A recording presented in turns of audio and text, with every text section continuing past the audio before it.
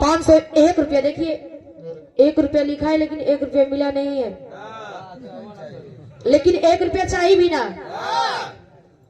1 रुपया ऐसे ना चाहिए, यही तो राज है, यही राज है, इसी को समझना है।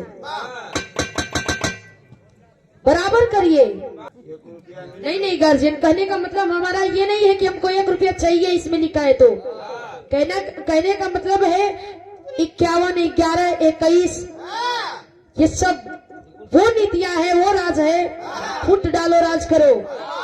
जोड़ा लगाओ। 51 चोर हूँ।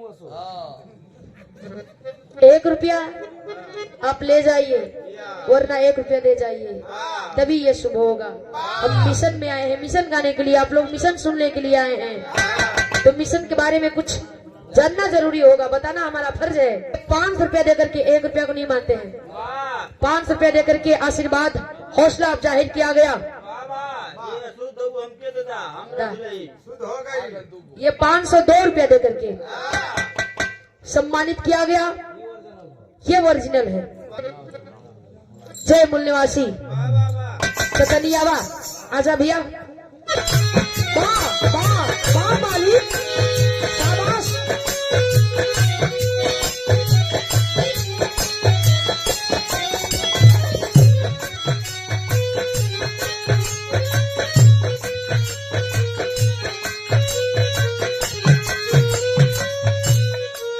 हमरे मास्टर दोनों गीत के संकेत मिलन। आप लोग अमन के भगवान है। ठुकरा देखो कंकड़ के तराश के हीरा बना के चमकावे के काम करी ले। यही से आप लोग महान है, तलाशने और तराशने का काम करते हैं। कह तड़ी समझाओ तड़ी कैसे।